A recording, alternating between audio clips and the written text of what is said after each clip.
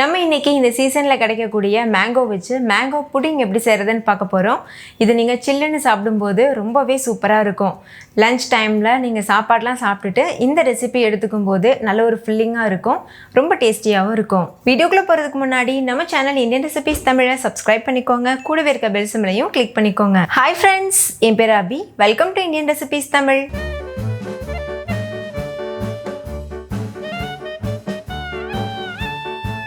First இந்த recipe பண்ணுறதுக்கு ஒரு மிக்சி ஜாரில் 1 கப் அளவு மாம்பழம் சேர்த்துக்கோங்க. தோலும் விதையும் நீக்கிட்டு அந்த பல்ப் மட்டும் சேர்த்துக்கோங்க. நல்ல இனிப்பான எல்லோ கலரில் இருக்கக்கூடிய மாம்பழம் யூஸ் பண்ணுங்கள், அப்போ தான் இந்த புட்டிங்க்கு நல்லாயிருக்கும். இது கூடவே சர்க்கரை சேர்த்துக்கோங்க. ஒரு 1/2 கப் அளவு சர்க்கரை சேர்த்துக்கோங்க போதும். மாம்பழம் கொஞ்சம் புளிப்பாக இருக்குன்னா நீங்கள் எக்ஸ்ட்ராவாக சர்க்கரை கூட சேர்த்துக்கலாம். இது கூட 1 கப் அளவு காய்ச்சி ஆற வச்ச பால் சேர்த்துக்கோங்க. இப்போ இதெல்லாத்தையும் சேர்த்து மறுபடியும் அரைச்சிட்டு வந்துடலாம். அரைச்ச கலவையை ஒரு கடாயில் சேர்த்துருங்க. எந்த கடாயில் புட்டிங் ப்ரிப்பேர் பண்ண போகிறீங்களோ அந்த கடாயில் சேர்த்துட்டு ஸ்டவ் ஆன் பண்ணிவிட்டு லோ ஃப்ளேமில் வச்சு நல்லா மிக்ஸ் பண்ணிக்கோங்க.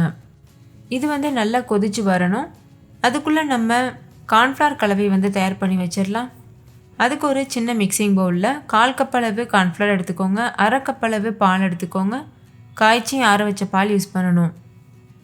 கொஞ்சம் கூட கட்டிகள் இல்லாமல் நல்லா மிக்ஸ் பண்ணிவிட்டு இதை அப்படியே தனியாக வச்சுருங்க. நீங்கள் கார்ன்ஃப்ளவர் மாவுக்கு பதிலாக மைதா மாவு, அப்படி இல்லைன்னா கோதுமை மாவு, கஸ்டர்ட் பவுடர் இதெல்லாம் கூட யூஸ் பண்ணலாம். ஆனால் கார்ன்ஃப்ளவர் மாவு சேர்த்து பண்ணும்போது டேஸ்ட் பர்ஃபெக்டாக வரும். இப்போ பாருங்கள், இது நல்லா மிக்ஸ் பண்ணியாச்சு. கொஞ்சம் கூட கட்டிகள் இல்லை. அப்படியே அது ஒரு உரமாக வச்சுட்டு மாம்பழ கலவையை நல்லா மிக்ஸ் பண்ணிக்கோங்க. பாருங்கள் இந்த மாதிரி. இப்போ ஹை ஃப்ளேமில் வச்சுட்டு நல்ல ஒரு கொதி வர வரைக்கும் வெயிட் பண்ணுங்கள். இப்போ பாருங்கள், இது நல்லா கொதித்து வர ஆரம்பிச்சிருச்சு. இந்த ஸ்டேஜில் கைவிடாமல் நம்ம கலந்துகிட்டே இருக்கணும். இது கொதிக்க ஆரம்பித்ததுமே இது கூட நம்ம ஏற்கனவே மிக்ஸ் பண்ணி வச்சுருக்கோம்ல கார்ன்ஃப்ளவர் மாவு, அதை சேர்த்துடணும். கார்ன்ஃப்ளவர் மாவை சேர்க்குறதுக்கு முன்னாடி ஸ்பூன் வச்சு நல்லா மிக்ஸ் பண்ணிடுங்க. ஏன்னா அது அடியில் அப்படியே தங்கி இருக்கும். அதனால் நல்லா மிக்ஸ் பண்ணிவிட்டு அதுக்கப்புறமா இது கூட சேர்த்துருங்க. கார்ன்ஃப்ளவர் மாவு சேர்த்த உடனேவே நல்லா மிக்ஸ் பண்ண ஆரம்பிச்சிடுங்க. ஏன்னா இது சீக்கிரமாகவே கெட்டிப்படும். இப்போ நல்லா கலந்துகிட்டே இருக்கணும். நல்ல ஒரு க்ரீமியான திக்கான கன்சிஸ்டன்சி வர வரைக்கும் நல்லா இது போல் மிக்ஸ் பண்ணிகிட்டே இருங்க. ஸ்டவ்வை மீடியம் ஃப்ளேமில் வச்சுருங்க.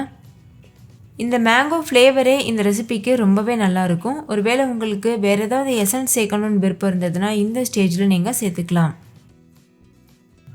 இப்போ பாருங்கள், நல்லா கெட்டியாயிருச்சு. இது பெர்ஃபெக்டான கன்சிஸ்டன்சி. இதோட கன்சிஸ்டன்சி பார்த்துக்கோங்க. நம்ம ஸ்டவ் ஆஃப் பண்ணிவிட்டு ஆற வைக்கும்போது இனிமேல் நல்லா கெட்டியாகும். இப்போ ஸ்டவ் ஆஃப் பண்ணதுக்கப்புறமா கடைசியாக இதில் ஒரு 1/2 எலுமிச்சம்பழத்தை பிழிஞ்சு விட்டுட்டு நல்லா மிக்ஸ் பண்ணிடுங்க. நல்லா மிக்ஸ் பண்ணதுக்கப்புறமா நம்ம எந்த பாத்திரத்தில் புட்டிங் செட் பண்ண போகிறோமோ அந்த பாத்திரத்துக்கு நம்ம மாற்றிடலாம். நான் புட்டிங் செட் பண்ணுறதுக்கு இந்த மாதிரி கப் கேக் மோல்டு எடுத்திருக்கேன். இதில் கொஞ்சமாக எண்ணெய் அப்ளை பண்ணி வச்சுருக்கேன். நீங்கள் இந்த மாதிரி மோல்டு தான் யூஸ் பண்ணணும்னு இல்லை, சின்ன கிண்ணம் அப்படி இல்லைன்னா குட்டி குட்டி டம்ளர்ஸ்லாம் கூட யூஸ் பண்ணலாம். எண்ணெய் அப்படி இல்லைன்னா நெய் அப்ளை பண்ணிக்கோங்க.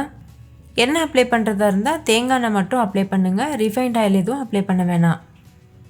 இப்போ இது போல் நம்ம செஞ்சு வச்சுருக்க புட்டிங்கை இந்த மோல்டில் சேர்த்துருங்க.